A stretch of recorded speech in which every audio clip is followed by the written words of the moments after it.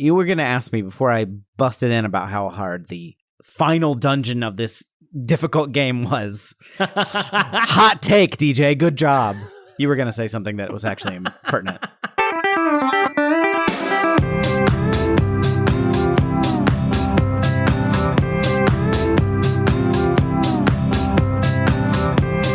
Welcome to Your Inner Child is an Idiot, the podcast where we look back on things from our childhood and see if they're any good. My name is DJ.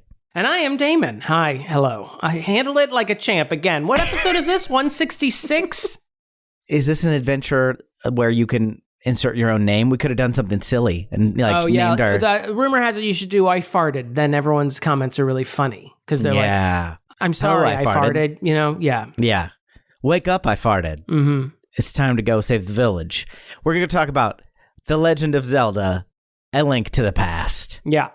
Which is a game I've never played. Take it away, Damon, for the next hour. I've got nothing. This came out on the Super NES back in the 90s. I'll just fact check everything you say. Yeah, please. If you could just go ahead and live fact check that. Now, what I'm seeing here, as I'm live fact checking you, is that it's actually, the boy is called Zelda. Mm-hmm. It's his legend. Right. He also is the brother in Mario Brothers. Right. Luigi's unrelated entirely. It's Mario and Link are the brothers. It's Mario, Luigi's a close and Zelda, family friend. And Zelda Mario. Yeah. Everybody knows that. Yeah. Okay, so it's not Game Boy, Super Nintendo? Is that what you said? Yeah. Okay. I can't play Game Boy with the pea soup. I can't do that. Oh, it's the green that does it for you? You can't handle it? Yeah, I think, well, I mean, that's not what we're talking about. But yeah, I couldn't get into Game Boy as a kid because I thought I was like, why would I play this when I have a Nintendo and a Super Nintendo at home? I definitely had a Game Boy at some point. Most of my Game Boy playing was at the orthodontist's office because they would let you check them out while you were waiting. Oh, that's a nice system. It was cool, but then you think about it and you're like, why are we waiting this long? Why? I mean, I know you're turning into an 80s comedian in front of my eyes, but why don't you just schedule it when my appointment is? I mean, I know we were children, so like any waiting is absolutely excruciating, but what's the hook? What am I going to recognize from future Zelda games? I didn't come into Zelda until Ocarina of Time. Right. See episode where we talk about Ocarina of Time. So this one, I think, is, I mean, you had Zelda 1 and 2 for the NES, but this was really the moment where a lot of the tropes that you will probably recognize from Macaroni of Time got sort of solidified. Some might even say calcified, where you have parallel worlds, just like you do in Ocarina of Time. Ooh, where you go, I like that. In Ocarina, you go back and forth in time. In this one, you go between actual, like, alternate dimensions. You have sort of the same beats, like the story beats, where you have 3 dungeons, something cataclysmic happens, and then you have more dungeons to go to after that. So it follows a lot of that same nonsense. The story. That every game sort of iterated upon up until Breath of the Wild. Get this, in this one, Zelda gets kidnapped. Bet you didn't see that one coming. Who did it? By Ganon? Ganon. Ganon did it. Is it Ganondorf or Ganon? This is the first time that you canonically see Ganondorf, but he is in pure Ganon form in this one. Wait, what does that mean? I don't understand. Dwarf is the man, Ganon is the pig demon thing. So we see Ganondorf in this... No, you don't see him. He is mentioned as Ganon, used to be called Ganondorf, what have you. Yeah. I might have mentioned this in our Ocarina episode, but when I was a kid, I thought video games were Mario Brothers. Because that was the first game we had. I was like, it's either shooting ducks or jumping over platforms. Right. And then my brother brought home the original Zelda for the NES, and it was in this gold cartridge. It looked really cool. But I think I was a little too young for it, and I was like, I don't think this is necessarily my... I surely attempted it 1,000 times, but probably couldn't get past like the 3rd dungeon. And then Zelda 2, Back to the Streets, really sucked you in. That one, Zelda 2, the Squeakquel... That one was just so different from the original Zelda, and my brother and I, it was so obtuse and difficult that we just hopped off of that. I don't think we ever bought that one. We only just rented it. What was that one called? Zelda 2, The Adventure of Link. Ah. Yeah, you don't hear about that one as much. You do not. I would say for reasons. Yeah. There is some people who strongly defend it, but I would say it's not a terrible game. It's just frustratingly difficult. And so the good things that are in it, you never get to because you've already thrown your controller at the screen and you're not playing it anymore. You put Mario Brothers 3 back into the system and you're playing that now. We got a Mega Man Metroid situation going on here. But this one I found renting it at my local Blockbuster, as many a 90s kid would have.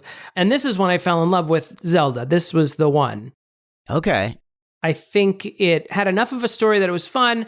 It doesn't have as an open world as the original Zelda, but has enough of an illusion of an open world that it felt like you were exploring around and having fun. Although, if you look back on it, it's a fairly linear story.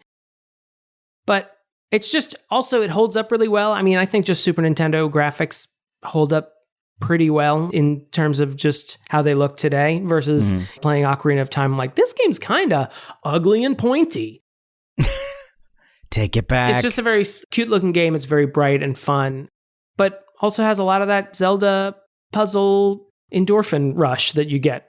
We were talking the other day. I don't remember who I was talking to, but I was explaining Breath of the Wild to someone and then made the revelation to someone. I was like, Zelda games are they're mostly puzzle games. Yeah. There's a little bit of fighting, and there's more fighting now than there was. You know what I mean? Like, it depends on the game, but like, it's mostly puzzles, and it's just a really elaborate shell around fun little puzzles, and sometimes very frustrating puzzles, but usually fun. Frustrating combat. Yeah, but I think there is that balance. I think there is a lot of combat in them, but that balance between puzzles and combat, I think because I've played puzzle games before, and I like them fine, but there's nothing ever that makes me want to come back to them. Need a little conflict. Zelda, I need a story. I need something, just a little, to take my little hat and hang it on the peg. That's all I need. I don't need elaborate lore. I don't need whatever the fuck's happening in Kingdom Hearts. I don't need that. I just need a little hey, this pig demon just showed up. Should we go fight him? I'm like, I really think we should. Well, we're going to have to get 8 Hizoners from the places, and then we can go fight him. Like, makes sense. Now that you've said it that way, I guess we have to get them. What an idiot I was for thinking I could just go directly fight the pigman. I certainly need the pendants of virtue or whatever. And then you also learn our favorite thing about Zelda games, the lessons, right? Where you're like in a dungeon, you get a thing, you immediately use the thing. So you're like, what am I going to use this for? Oh, to shoot that eye. That's why I got this bow and arrow. This man has an eye, and he kept the only thing that can kill the eye in his castle. Room next to him. This one doesn't go that hard into that. I think that really, there is a little bit of that one, but that really got, I think, solidified in Ocarina, where it was like, and some people criticize that, and I think story-wise it is a plot hole, but there is something very satisfying. Oh, I love it. The hook shot, and this he's got a weakness to big pointy hook shotty things. Of course, it makes perfect sense. I remember playing Twilight Princess with you, and I was like oddly resistant to the idea of using the item I just got 10 minutes earlier. And you were like, why don't you just shoot him with the arrow? I'm like, DJ, you just don't get it, dude. And then of course. I have to go through my whole bag, try every weapon that I've used priorly. And yeah. This one also has a twist in it, and I don't know why I didn't see it coming when I was a kid. I'm actually curious. Don't tell me what the twist is. I don't know. Okay. I didn't see it coming as a kid, and I really fell for it, even though in retrospect, I'm like, why would I not have seen this coming? So I'm curious. Is it that Ganon is Link's dad? Ganon's actually, it's a looper thing where... Oh, Ganon is Link. Ganon is Link from the future, and that's why Link had to wear that weird makeup, and like they kind of made his jaw. But Link had to get like weird eyebrows to sort of match. Yeah, it's terrible. Okay, we're gonna play The Legend of Zelda: A Link to the Past. We're gonna probably play it on Switch, right? On the I don't know. I'd have to check with Smithsonian and see if I can get my Super Nintendo, and I have to use the white gloves, and I can only do it in the back room there with the Smithsonian. It's a whole to-do. We have a regular Nintendo, but I don't think we even have a Super Nintendo anymore. There was one kicking around, but I don't know. If we do, maybe I'll play it on. They did put that Switch in them after 20 years. They start kicking around, and you're like, oh God, that thing's sentient. Get it? That's nothing. I don't care for that visual. It's kind of scary. We're going to play A Link to the Past. We'll be back after this.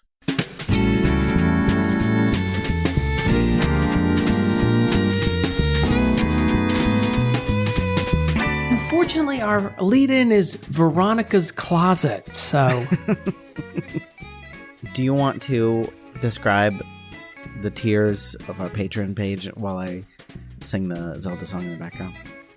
Describe the tear, like they're sobbing tears. You've already started, so I'll go on the sobbing tears. I want to tell our patrons that I'm sorry for that thing that happened to you. You know what I'm talking about.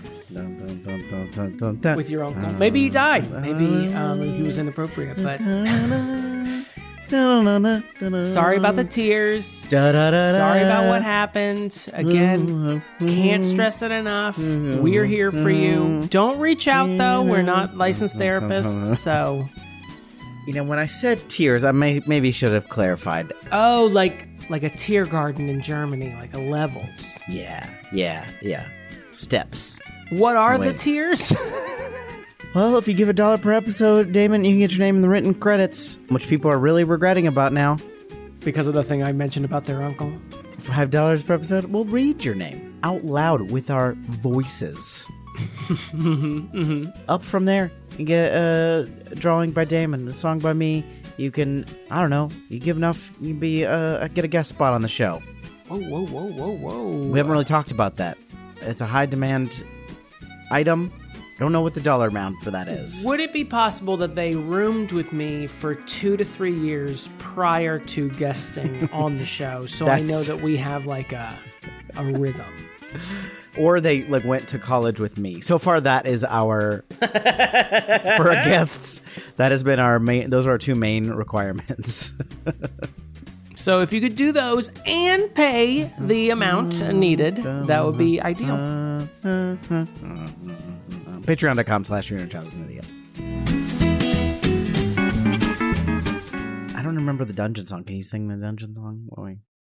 Which dungeon would you be talking about? Well, they were all kind of jams. I'm thinking specifically of I think it was the penultimate dungeon.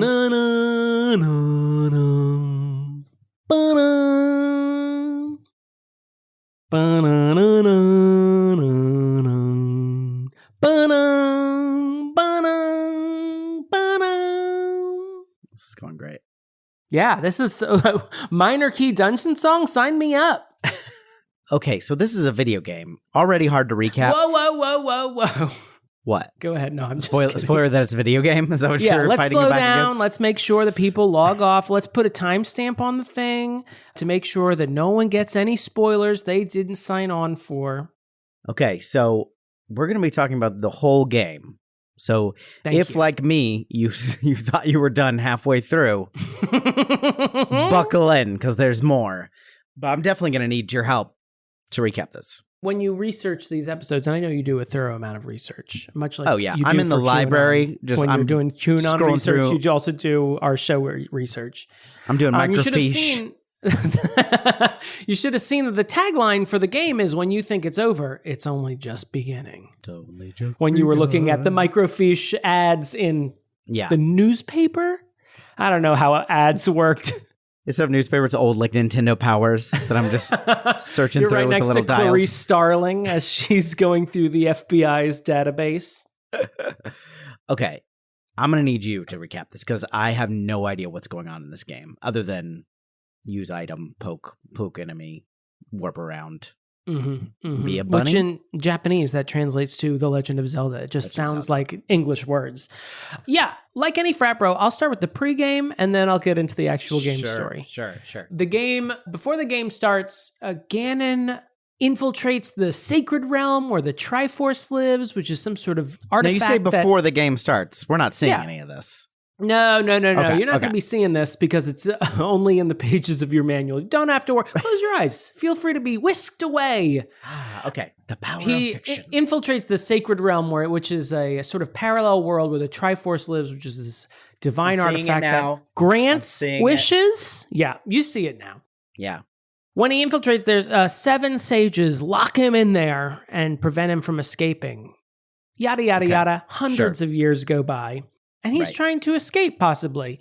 The Hyrule that you and I both know is infested with droughts. And a wizard comes out of nowhere and says, hey, I can fix your problems. And he does. And the king's very pleased. But then the king, shortly thereafter, dies. And the wizard starts collecting all the descendants of these 7 sages that locked Ganon in this alternate universe. And that, my friend, is where our game begins. With You, the DJ, I next don't know what you generation. named yourself. Do you remember what you named yourself? Squeege. Squeege gets a telepathic message from Zelda, and he finds his uncle has gone to the castle. And he gets a telepathic message from Zelda saying, come save me in the castle. All the descendants of the sages are dead. So wait, he goes to the hold castle, on. Wait, finds wait, his wait, uncle dead. Wait. Before we even start, Zelda is not, first of all, Zelda's not the boy. No, I just said his name was Squeege. Didn't you hear that? That's canon. I feel like, his name is Squeege. You know, I don't mean to fight you on this, but I'm pretty sure Zelda's the boy. Also, you're telling me Zelda is, not only is Zelda the princess, but also Zelda is captured in this game. As you probably remember from any discussion of historical events, princesses are constantly getting captured as some sort of diplomatic trade negotiations, usually between nation states. This is you usually why want to capture the princess first, then negotiations begin. This is why the queen has those guys with the hats now. It's because they of stuff guard like all this. the princesses so that turtle, demons or pig demons or whatever demons you might have, mother brain demons, I don't know, don't kidnap your various princesses. Good rule of thumb, have more than one princess.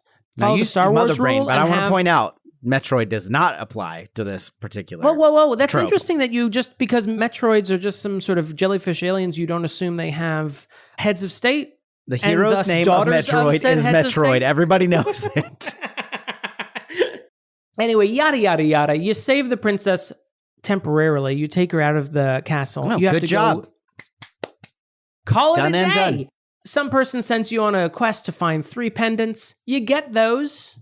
What do I need those for? Okay, Yeah. I guess I already saved the princess. I'll get your pendants just to Sure. put a little bookend on it. I had the rest of my day free. Because I saved her so early, I could just go ahead and get these pendants. And you go and fight that evil wizard, Aghanim, and right before you're about to defeat him, Agamemnon, you get sucked in the dark world, and then you have to go do 7 more dungeons. What? Yeah, bad news. 7 more dungeons. Save the descendants of those sages, and then you have to defeat Agamemnon again. Then you defeat Ganon. Yeah. Bully on you. Well done. And then you touch the Triforce and you make a wish, and all the things that Ganon did were reversed. Your uncle's back to life. The king's back. All your favorites are back. The mutton is nice and lean. So perky.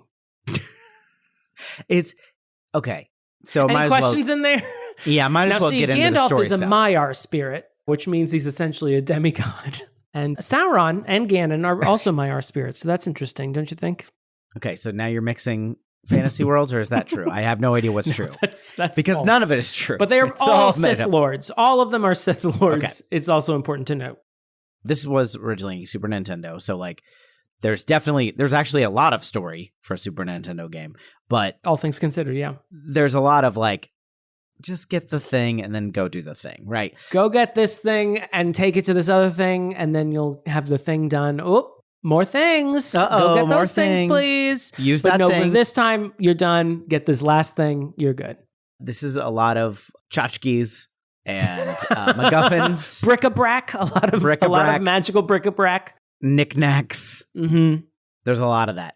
But okay, so Aghanim, he is... There's a lot of wayward H's in the names in this game. I just want to say that. That was one of my problems. But Aghanim has an H in there, an extra H where you didn't think there would be an H. Because you're Aghanim. Him. That's not how it's spelled. How was Aghanim related to Ganon? I always took it, Ganon, when you fight him in the final battle, he says, you defeated my alter ego. So I assume he is just Ganon in wizard drag. And Ganondorf is... Yeah. I thought that was human form Ganon, but somebody said Ganondorf in this game. And then I got real confused. Yeah. I don't know if it's established in this game, but you're right. I think in later games, it's fairly clear that when he is in a human form, he is Ganondorf. When he becomes this pig demon, he is Ganon. And they do refer to this thief who broke into the sacred realm as Ganondorf. His last name is Dragmire. From the Cabot Cove Dragmires, I assume. Ganondorf Dragmire. Okay. Ooh, when I was in college, I used to do Dragmire. It's not a fun scene. I just think they should be better at lip syncing, if that's the whole thing. I enjoy but the you also outfits. have to do it in the swamp. You can't do it on stage. You always have to be in a mire-like setting. Okay. So yeah, I think you are right that his human form, but this game doesn't establish that he has a human form. You only see him as a pigman. Later, yeah.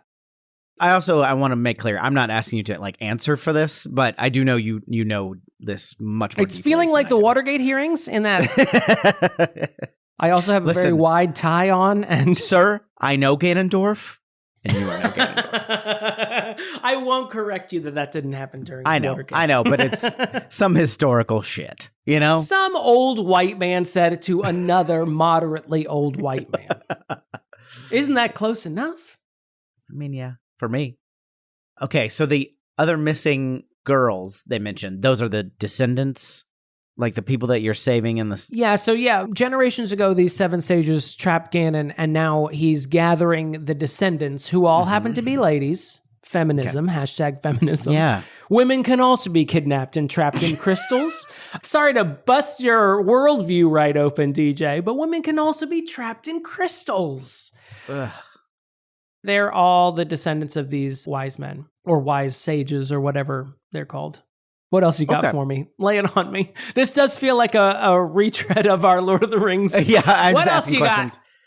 Well, and it's like unlike the Lord of the Rings, which obviously is different because it's a narrative situation. Because it was planned out ahead of time. Well, yeah, and it's like, the thing is like, it's not very important that you understand this. You know, go somewhere, find a thing, fight the thing. You probably need to use one of those things to do, like we said before. Right. You don't need to know which one's the Triforce of Courage. You just need to know what A does when you hit it. Right. Yeah. It's more important. I'm just interested in it because I think this is pretty convoluted, but also very involved and interesting. I didn't realize, I guess, I don't know if is this the third? Which Zelda game is this? Yeah, it's the third game. So there's the 2 on the NES and this is the third one. So I guess I don't know how much of this came from other games, but I didn't realize how much of Ocarina of Time came from this. That is one of always, I think I mentioned this in the intro, that's always one of my pet peeves is like, I think Ocarina of Time deserves a lot of credit, but then sometimes people will be just raving about things that Ocarina of Time does, and I'm like, that was also done in Link to the Past. Yeah, it's actually really, I mean, I think they definitely, broke it open, and there's obviously a lot more narrative elements because they had more bits. They got more bits and bytes. That's how you get those story beats in there. But they had, what else? I mean, there's the Zora, there's, what's the mountain? The Zora actually are from, the Zora, which are a river water enemy in this game. They are actually from the first game as well. I think they just decided in Ocarina of Time that, hey, we want a friendly water creature, humanoid. Why not use that? And we'll just take the Zora and make them that. And they kind of built on that for the other ones. So yeah, that makes sense. But yeah, they are in this. There's a Lionel. There's Lionels in this. Yeah, there are Lionels. I had never also seen from until the first game. They are Is it? also Okay. in the first game, yeah. I had seen it is maybe not the right word, but only recognize it from Breath of the Wild. Yeah. I mean, that was their big... I was really pleased when Lionels were in Breath of the Wild because they had sort of been like a forgotten enemy from old Zelda games, and they got sort of resurrected. And then not only resurrected, but like made... Badass. Awesome in Breath of the Wild, to the point that they still scare me when I encounter one. They just stare back at you in Breath of the Wild. Oh, terrifying. Absolutely mortifying. Oh, I'm just a passerby, sir. Please, half man, half lion, half horse. Please don't. Too many halves. He's 150% being. Plus, Lionel wrote Dancing on the Ceiling. So you gotta... you gotta give him. Yeah, I mean, I don't appreciate that he's slashing me with that giant club, but but all night long is a jam. Absolutely. And the Commodores are nothing to sneeze at either. Come on, absolutely easy like Sunday Morning in Kakariko Village. That was the original title. Okay, so am I saying that right? Is that Kakariko? Yeah, I think that's pretty much. I don't think I've ever said that out loud. Yeah, what a Kakariko. Challenge. No H's though. Gotta hand it to them there. I forgot about Sahasrara. Who is Sahasrara? More H's, though. Sahasrara is the good? Who's he? The music made him seem friendly, but he was not. No, he was nice. I mean, when you rescue Zelda at the beginning of the game, she tells you to seek out Sahasrara in Kakariko Village, but he's already, when you get to Kakariko, he's escaped, which is a fun story beat, I feel like, for a Super Nintendo game. Like, one of the things I think, even though the story is really convoluted, I think the game does a good job of like creating environmental storytelling elements. So when you get to Kakariko Village, it has that Kakariko theme that you've heard in Ocarina of Time and other games, but you also, he's missing, and you have to like sort of talk to all the townspeople to sort of find out where he went. And some of the townspeople don't like you because there's signs all over the place saying you kidnapped Princess Zelda. Yeah. So a few of the townspeople will either run from you or will call the guards to or both arrest you. Yeah. Which is kind of a fun little bit. Because it generally is like kind of a nice safety hub, at least in the first part of the game. But there is a little bit of like this threat. Slightly. There's enemies all over the place in this game. Like when you're a noob and don't have a lot of hearts, like it's challenging just to like walk up the street because you're. I will say one of the more frustrating things about this game is the slashing mechanic, especially if you're not used to it. You have to get it just right, and he has a tendency to just. I remember this. This came back to me from whether it was this game or some other Zelda game in the 2D environment where it just like turns the wrong way really easily, and you're like slashing at nothing while it got enemies like coming at you, and then you feel like there are enemies that unless you're perpendicular to them, or like not perpendicular but you're exactly facing them, you like can't slash them. You got to get it just right. I found that very frustrating at first, and I think that's very true to a lot of things in like older gaming systems. So right. I'm not going to knock the Switch for that because I just like, this feels like playing it on Super Nintendo because I've heard this that. rage seething inside of me feels familiar. I've heard that. I actually listened to a few other, I love this game so much that it's hard for me to be unbiased. So I listened to a few other like retrospectives on it. And that was something I had heard from a few other people, that sometimes that when they're slashing, they can change directions or something weird. Mm-hmm. I don't know if I've already like just when I'm playing the game, I automatically correct for that or something. You just built it in. I already auto just fix it through phantom mechanics or whatever. But the weird thing about this game is that in the light world, there are a lot of Zelda games. I mean, the first two Zelda games are full with monsters. But in this game, for the most part, in the light world at least, it's all soldiers. Right. It's all humanoid soldiers that you've been told have been brainwashed, and then you're killing? Yeah. And they all have shields and a sword for the most part. And if you hit them the wrong way, this is the part that does frustrate me when I'm playing, is that if you hit them the wrong way, you will bounce off their shield and you won't be able to hit them. So you have to like take into account, I mean, it adds a little bit of strategy. I mean, the combat is not that complex in this game, but it does add a little bit of like, I've got to think this through. I can't just slash at him willy-nilly because I'll just hit his shield over and over again. Well, and some of them they will shoot spears or have arrows that they shoot projectile at you. And if you're facing forward, it bounces off your shield. But if you're like slightly at an angle or anything, they can hit you with it really easily. Yeah. And it'll block your projectile if you shoot something at them, that was a fun mechanic. But yeah. It is a fun mechanic. I mean, like the mathematical odds of actually hitting an arrow when an arrow's coming at you. Don't worry about that too much. But still, no, I do like that. I will say the slash, I play the original and I occasionally will dip into Zelda 2 until I realize, oh, right, no, I hate this. But all the attacks in that are stabs. There are no slashes in those games. You are just stabbing forward. And even in Zelda 2, your sword is very pokey, tiny. It seems like you're just taking a butter knife to everyone. That was, I think, an interesting innovation in this game, that you actually slash. So you actually have a little bit more control over what you hit, or it's a little bit more of like a grace area that when you're slashing, you might hit. What's a more fun animation too? Like it looks like a sword. You're swinging a sword around. While we're talking about swords, swords. Man, I remember this. I must have played this game, or maybe watched you play it. Because also a possibility. I think I play it at least once a year, all the way through. Or it could be another Zelda game that I'm thinking. But like the mechanic of having the projectile from your Master Sword, like when you get that when you have full hearts. Oh, yeah. That's so great. I like got so sad every time I'd lose a heart. Because it's like, oh, that's so cool. You're just like, you don't have to switch to like an arrow or waste your arrows. It is kind of nice. It's also, I mean, because you have the Master Sword and right after you get it, you go to the Dark World where the difficulty curve, I feel like, spikes. Yes. Like enemies are just taking like loads of hearts off you if you just graze against them going through a corridor. But I think it is also nice because the Master Sword that you get is really just an upgrade from your original sword, but they add this beam thing that gives it a little bit more like story heft. You're like, this thing shoots lasers out of it? Yeah. Which makes it is kinda the cool. Master Sword. It must be. What other sword could possibly shoot lasers out of it? No, it is a nice element when you don't have to use up your arrows or whatever else you might have on hand.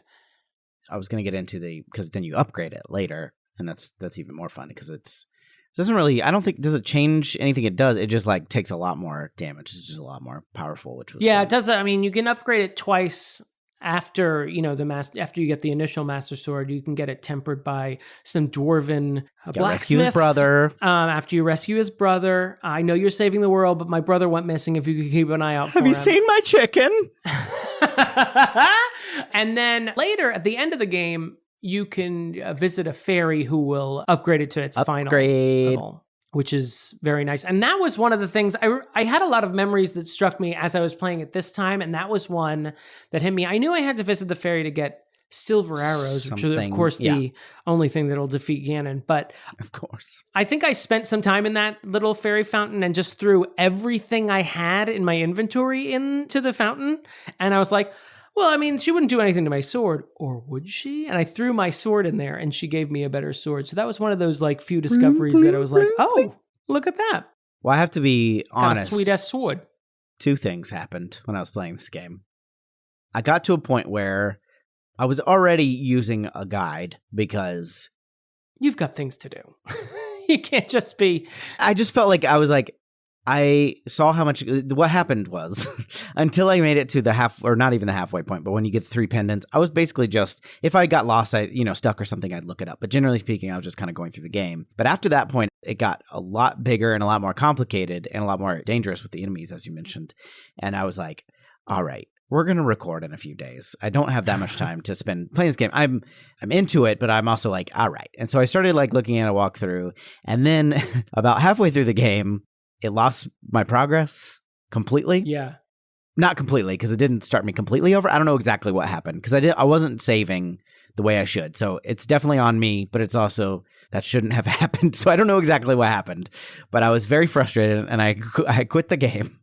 And I was like, I'm just going to watch a video walkthrough. And then I did, and then I was like, all right, I'm ready to play. So I did both.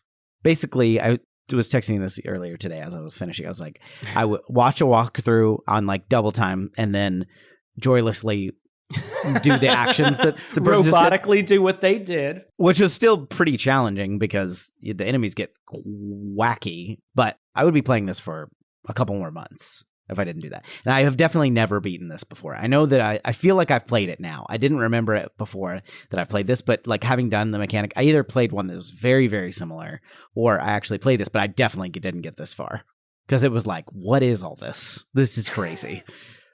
Well, I remember we were at a pool party celebrating Memorial Day, and I think you had just gotten into the Dark World like that day or the day before. And you were like, I thought it was over, and then it wasn't over. Yeah. Like, yeah. Which is awesome. If we weren't trying to record, I would have been like, oh, fuck yeah. There's so much more. Come on. Yeah, but this time I was like, oh, I thought I like had wrapped this up. And I mean, it is funny in retrospect that twist worked on me because your inventory is like a third. Yeah, full. It's not even, and like it's not even. They don't populate full rows when it fills up. It's like dotted all through your inventory. Yeah. There's like a bomb up here, a boomerang over to the right, like a magic powder down in the corner. Like it's obvious that this thing's gonna be filled up. But 11-year-old me is like, oh, I can't wait to beat the game this afternoon.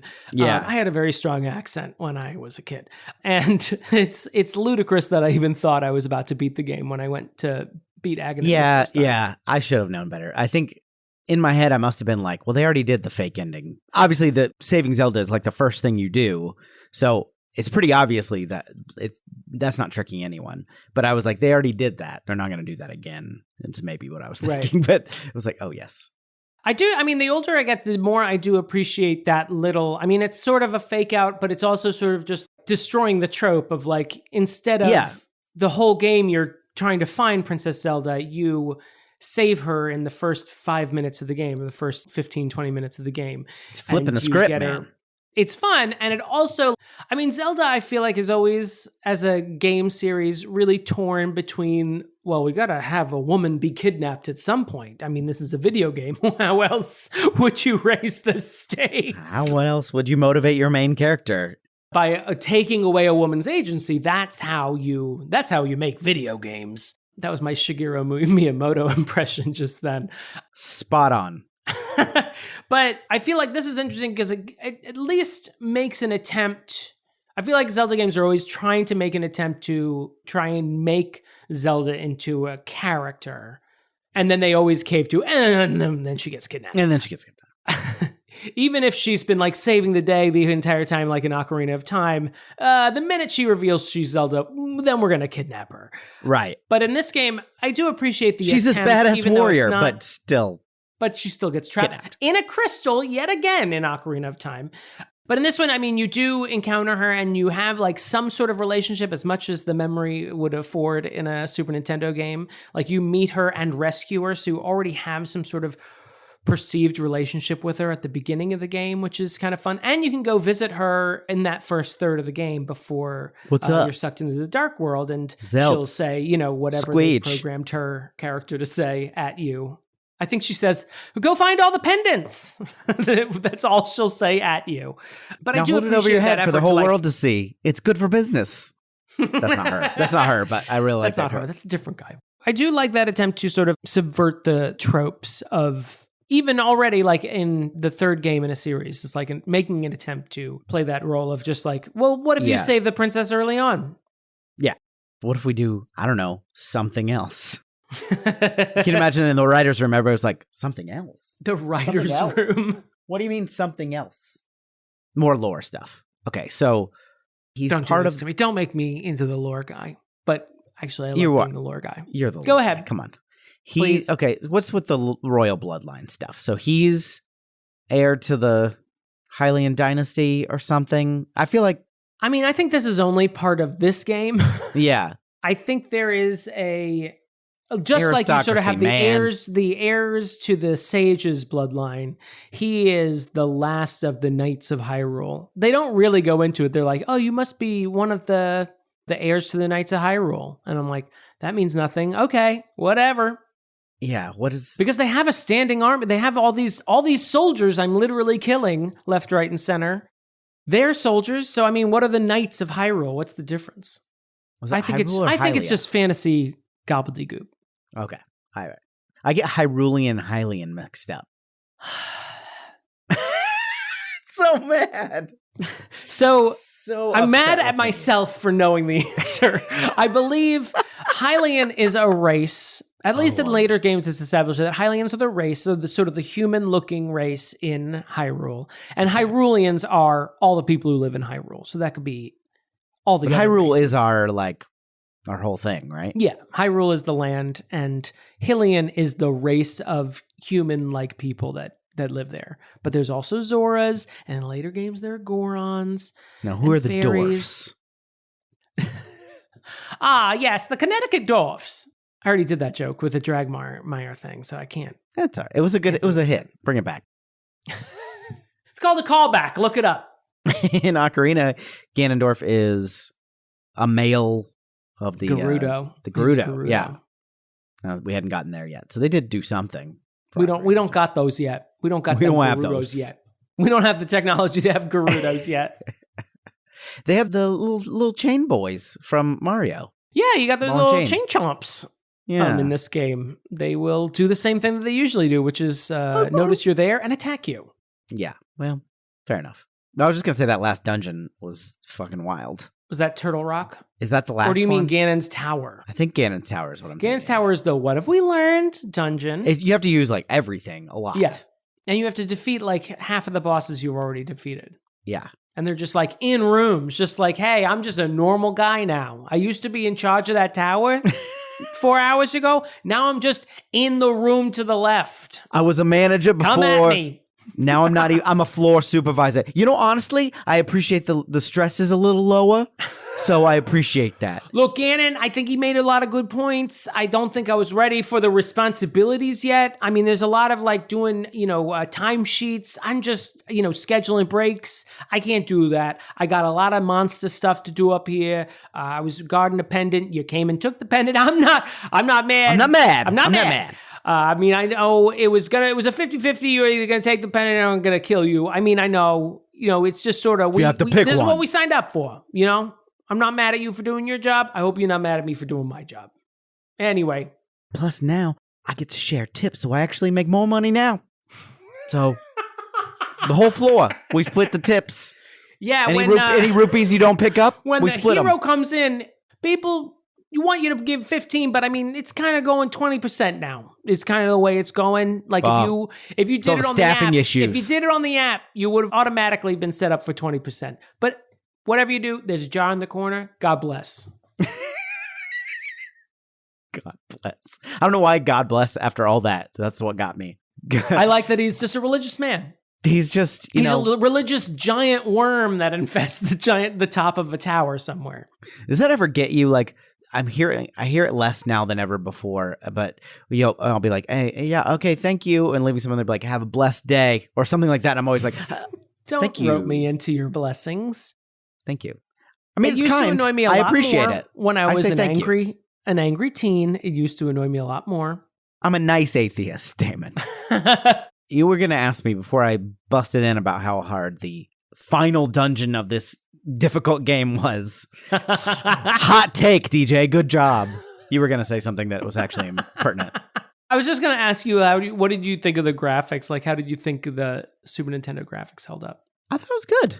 You don't come to this expecting something detailed. I fairly recently played the one that was reissued for the Switch. The Link's Awakening one? Yeah. The mechanics are very familiar because it's basically just reskinned mechanics, and it's like they put like a 3D spin on the 2D game. Basically just like tilted the screen a little bit. Right, yeah.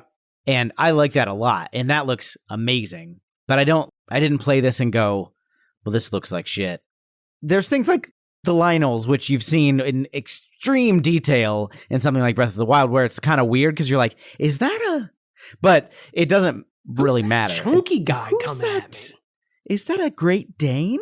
Is that the Great Dane wearing an Edgar Winter wig? What is that? What's that now? I want to take a free ride. What? Don't gender the Lionels. I like when you get... You don't know them. Like you get turned into a bunny rabbit if you get the certain thing hit by the little whatever that is. If you go into the Dark World before you have the Moon Pearl. I mean, it's just simple logic. If you really think about it, that's just a thought you'd have walking down the street. I feel like that none of that was really explained. I mean, you kind of understand because the first time you show up in the Dark World, you're a bunny, you can't really do anything.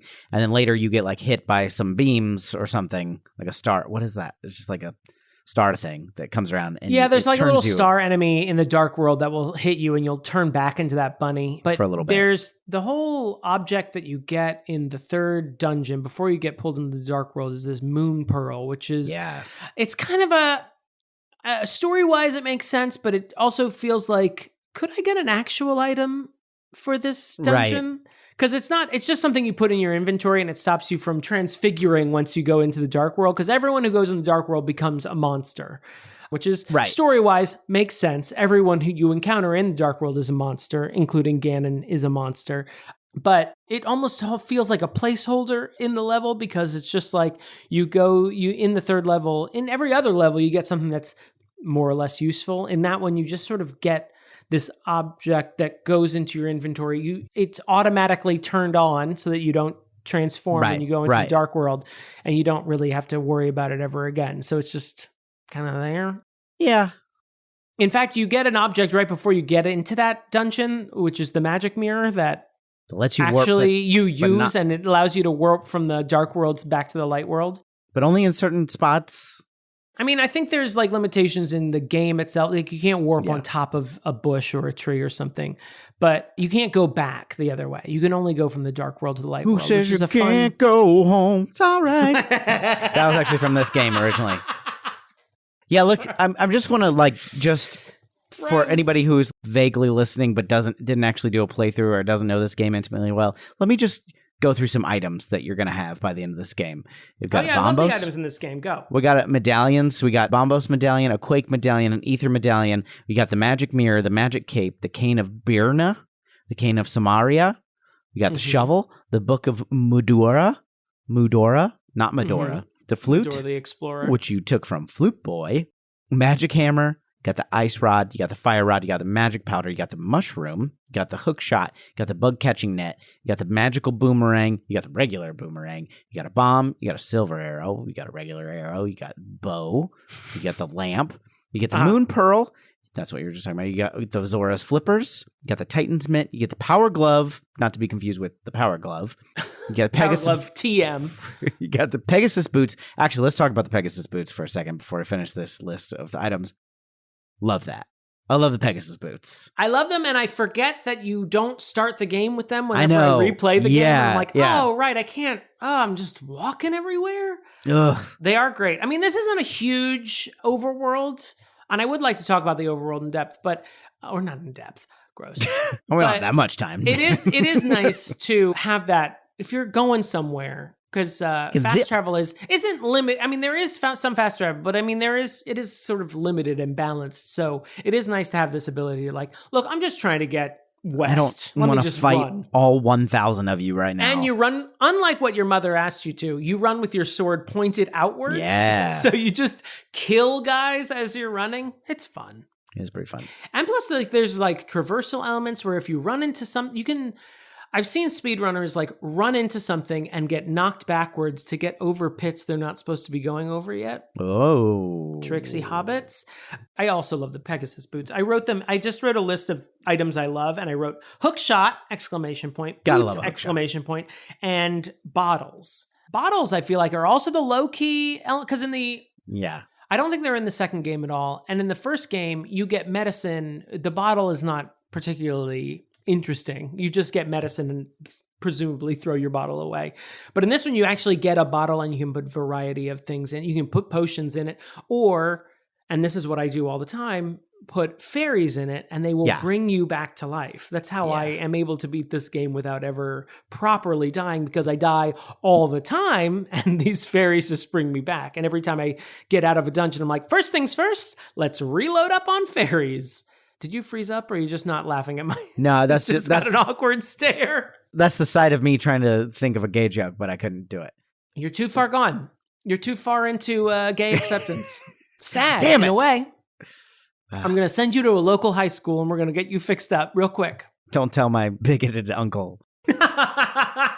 Continuing what the happened costumes. to that DJ? He used to be fagging and fairying all up in here. But now he's all just so accepting, talking about the L's, the G's, the B's, and the T's. Don't forget the Q plus the B. Sometimes QQSIA plus. We got the red mail, the blue mail, the green jerkin. Sorry, yeah. Wait, what? Don't call it a Is that green what jerkin. I'm just normally wearing? The green jerkin? It's weird. How is jerkin spelled?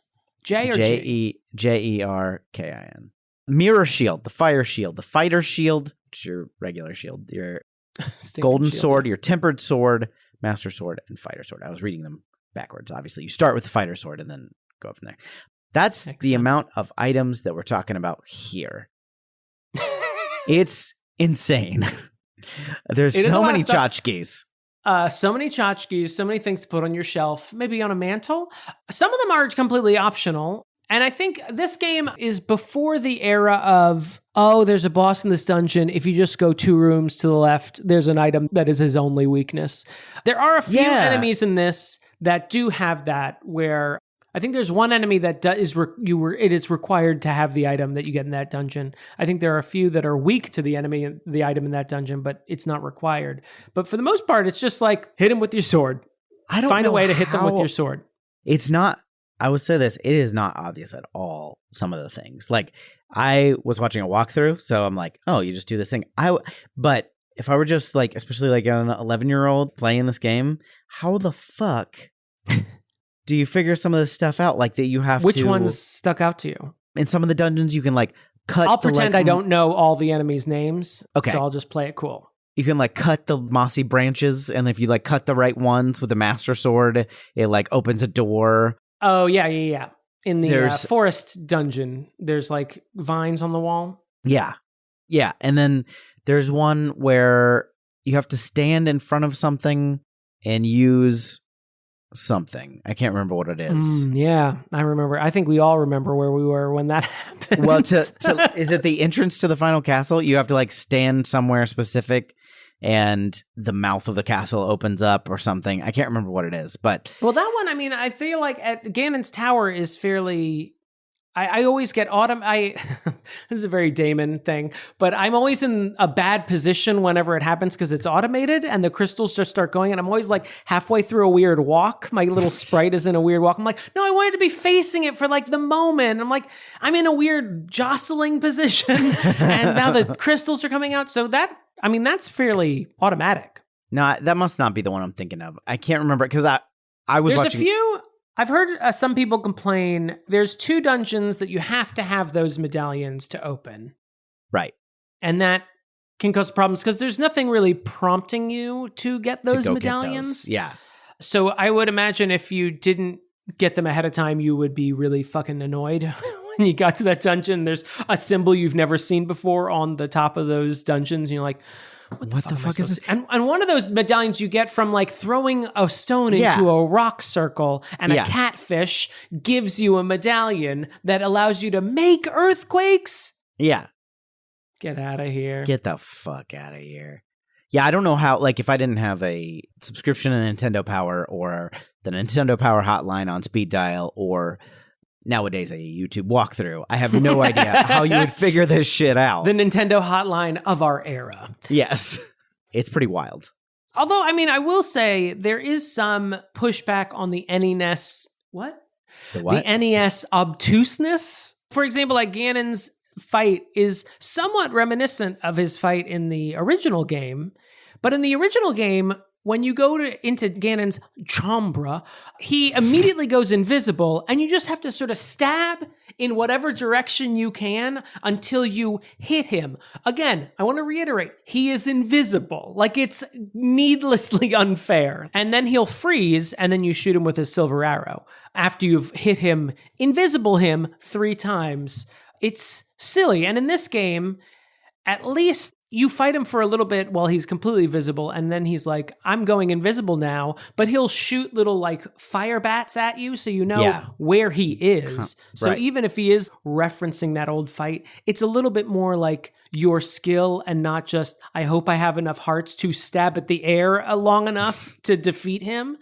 So I feel like this game starts to curtail that weird NES cruelty and sometimes denseness of just like that fogginess of what the fuck do you want me to do? And I think an asterisk of I watched walkthroughs to this next statement, but like I feel like the boss fights they were difficult, but they were not like some of them have been like this. I don't know how the fuck. It seems impossible. You just have to figure out like because some of them they do have some sort of specific weakness. I am a little torn because, I mean, as I said, like some later games fall into the trap of the item you get in this dungeon is the thing that you're going to use to defeat that enemy. And part of me is like, that's story-wise, that makes no sense. Why would you have this? Wouldn't you burn the bow and arrow put it so that I can't use it far to away defeat as you possibly can at the very least? Put it on the other side of Hyrule or there you go. Lake Hylia. On the other hand, though, there is like a sort of narrative patness. I guess I don't want to say that. There's something satisfying about like finding an item in a dungeon and then using it to defeat that enemy. There's something like, of course. It's like solving a little puzzle. And I think in my perfect world, there'd be like half of the bosses would be defeated by their item, the dungeon item, and then half would be just me slashing at them with a sword or having some sort of weakness, but it's not required to defeat. Like there's that big dinosaur with the helmet. Yeah. And you get the hammer in that dungeon, and you can go up and hit him with that hammer, and his mask will start to crack. But you have to get like right up on him because it's a hammer. Yeah. You just literally are malleting at him. It's a melee weapon. Or you can pick up a bomb and throw it at him. But bombs, of course, are like, you only have so many bombs. So which one do you want to do? Plus you got to time it. I think that's a nice balance. Yeah. You have to time it right, and he's scurrying around like a fucking cockroach. Although he is like fucking, like in a way, like for a Super Nintendo enemy, that dinosaur is fucking awesome. Like takes up the entire room. Like you wonder how he survives because the room is just slightly bigger than him. Imagine how big he'd be if you gave him a big enough aquarium. It's like a goldfish. That's true. He just keeps getting bigger and bigger. But it is like some of the enemies in this game are really awesome, like in terms of just design and sprite work. Plus you get the most important aspect, which is we still get the tennis game with Ganon, which you got to have. It started here, so I don't want to be too angry, but the later games have relied so much on shooting magic back at Ganon that I'm like, guys, stop it. Every other time, like, well, I have the trick for you, Link. Try and beat this giant ball of magic. I'm like, I think I know exactly what to do, sir. I still dodge call it. him sir. He's the Lord of Darkness, and I'm going to show him respect. Just have a little fucking respect. That is all my thoughts on Legend of Zelda: Link to the Past before we get to the real thoughts. No, I mean the conclusion. The real thoughts. The real. I did try and think of some cons, not to give away my verdict too soon. I do like, generally speaking, like the light world, which is the first third of the game. The light world is like fairly open. I think only, aside from Death Mountain, you can pretty much, after you rescue Zelda that first time, you can pretty much go wherever you want. You can't go into all the dungeons, but you can go into all the areas of Hyrule, I feel like. Yeah. But then when you get to the dark world, it does get super linear really quick. Because I think you have to go to that first dungeon first. You can only go to a couple places until you get this next tchotchke, and then you can. Because I think even the first dungeon is where you get the hammer, and I think exploring the rest of the dark world is prevented by all these little pegs that you can only put down with the hammer. You got to turn them into nipples. That's right. They do look like little nipples. But also, I mean, as you explore later in the Dark World, there's all these heavy rocks you can't lift. It gets a little frustrating that the Dark World is very segmented, whereas the Light World is very open when you start playing it. It's one of my few criticisms, but I remember like when I played it the first time, I remember wanting to get to the village because I loved Kakariko Village so much in the Light World. I wanted to see what the dark version of it was, and I was really frustrated that I could not get there directly. There's all these sort of roadblocks choking you from getting to that spot. So it drives me a little crazy. And I think this is the beginnings, finally broken with Breath of the Wild and A Link Between Worlds before it, of the linearity starting to creep into Zelda of, no, you have to go this route and you have to go in this order of dungeons. I mean, they do number the dungeons. There are a few that you can sort of wiggle around and like go to another dungeon first. If you wanted to. But I mean, you have to like play the game 13,000 times like me to figure out what that is. When, like I'm here for I go to the fourth time. dungeon first, by the way, in the Dark World. I go to, because I want to get that upgrade to my sword first. Can't do that. Gotta get the Titan's Mitt.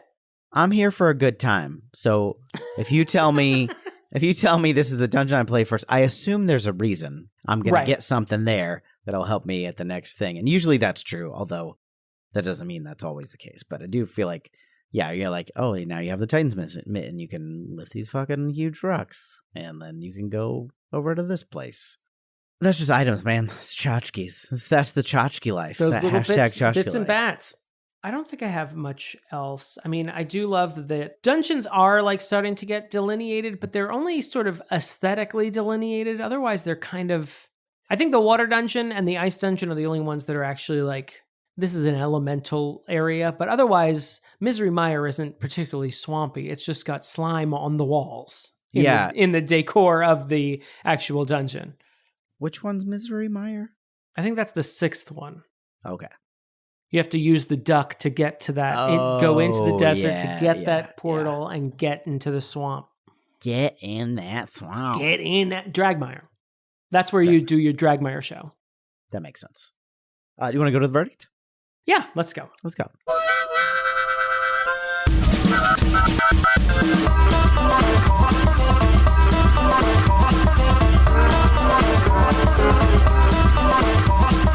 Here we go.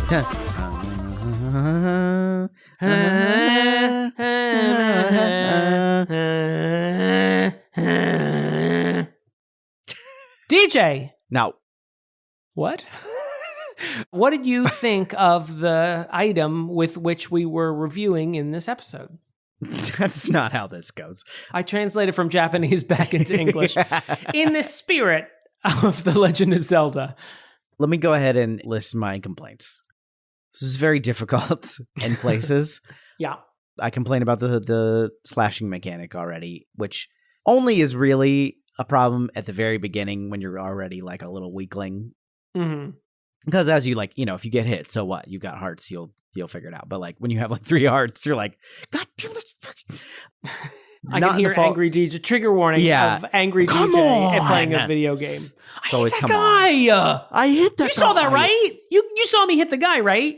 Yes, DJ. I see it. I should reiterate now. I've gotten much better. I used to get grounded from the Nintendo when I was a child because I would get so mad, and they're like, "Why are you doing this? This is supposed to be fun." And I'd be like, "It's called a game. I'm playing with power." And this is of no fault of the game at all, but losing my progress was very anger-inducing. I was very upset. You had me like Columbo trying to figure out like, oh, well, maybe did he save?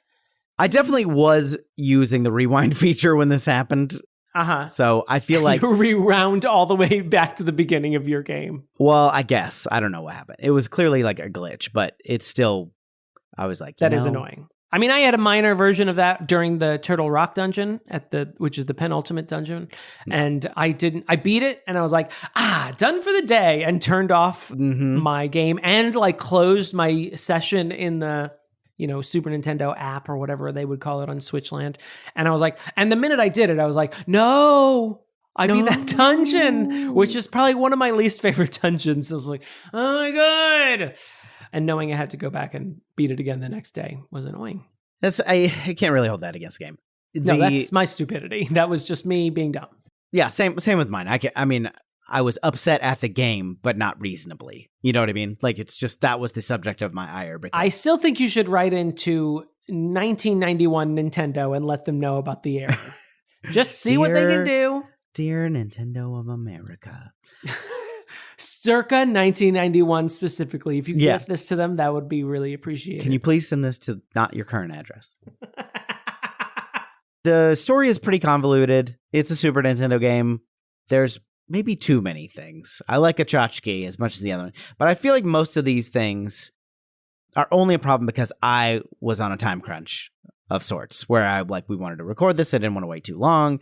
I wanted to get through it. If it were playing for enjoyment, I think it'd be a different case. Because if you're playing a game, generally speaking... Did you get everything? Did you get all the items?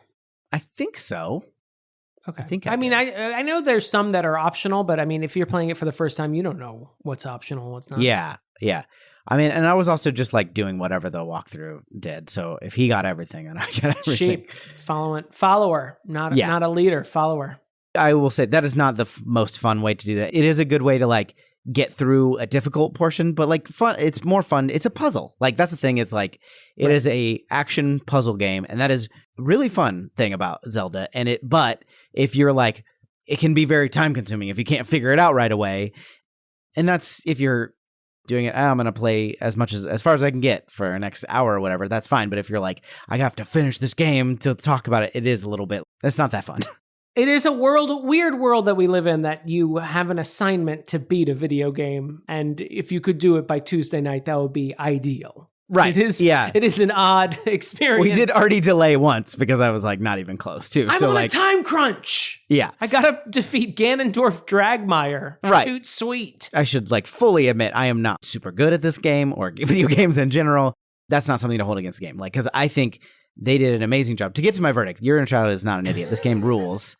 They did so much. You can tell this team that built this game, and I don't know anything about it, but like they were pumped. They were like excited to throw new things in. They were excited to make these kind of narrative twists where you think you're done or they're doing it. Oh, you saved Zelda.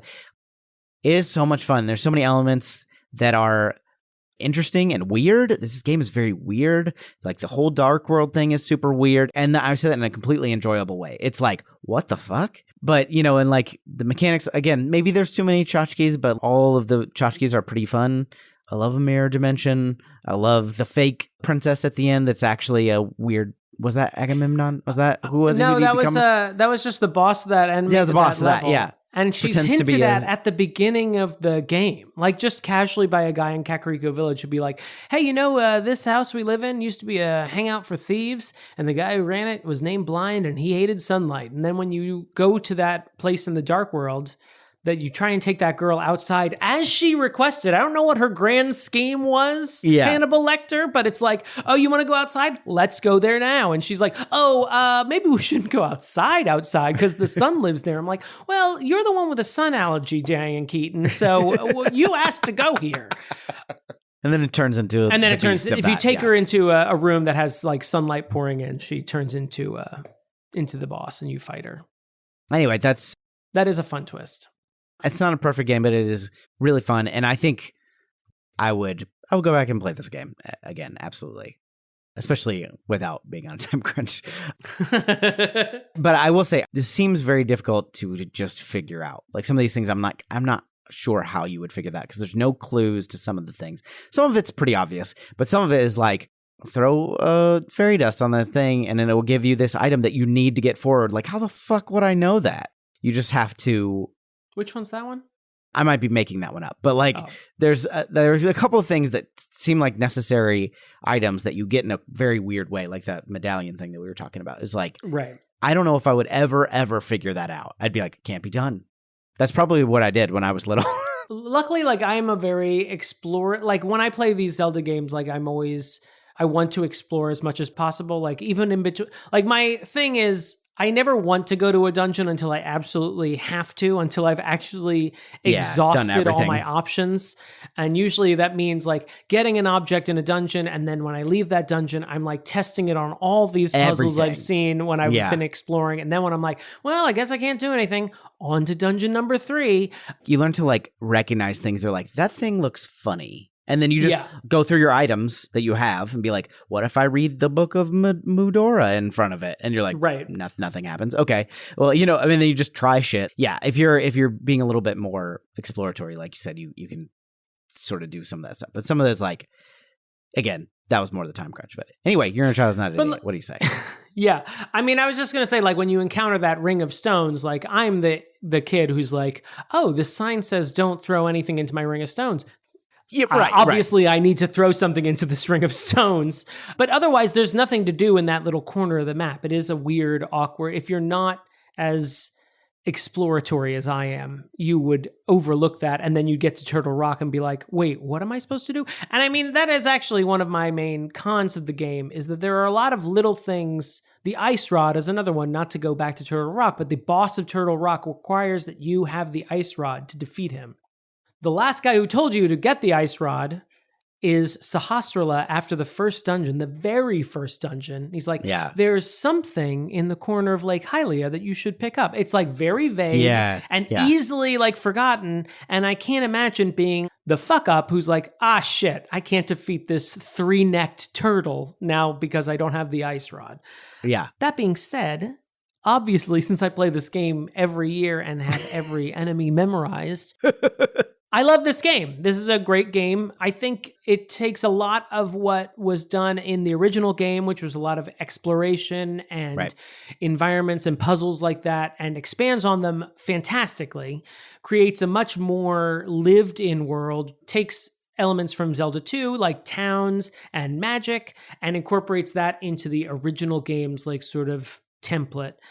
I think there are a lot of things it does that it introduces into the series that were like perfected in later games, but it's still like a really fun game. It's a lot of fun. It looks great. I think Super Nintendo games in general hold up really well, which is why every indie game that comes out now looks like a Super Nintendo game. Yeah. It's one of my favorite games of all time, if not my favorite game of all time. Your Inner Child is not an idiot because I'm not an idiot. Why would I say my favorite game is a stupid game? It's Counterpoint. Great.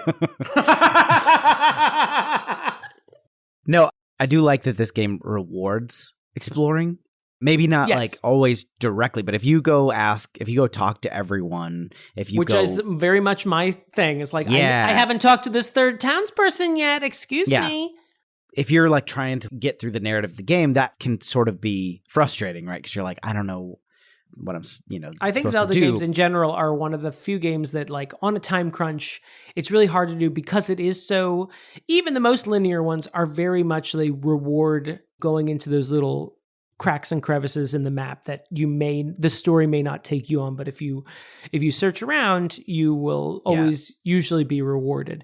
Yeah, I absolutely love it for that. And I'm a person who loves talking to townspeople only in games. Only in games. I never want to talk to actual people in life, because what I like about games is that they'll say one or two things, depending on if I found their child in a cave or if I still am waiting to find that child in a cave. They'll either say, please find my child, or thank you for finding my child. Here's a piece of heart, which makes no sense, which is, if you encounter that in real life, you'd be like, oh my God, yeah. why do you have a piece of heart? You should call the authorities. First off, where's the rest of this heart? Yeah. No, I absolutely love this game. Even the dungeons, though, they're essentially all puzzles, right? Like they're all mazes with puzzles within them.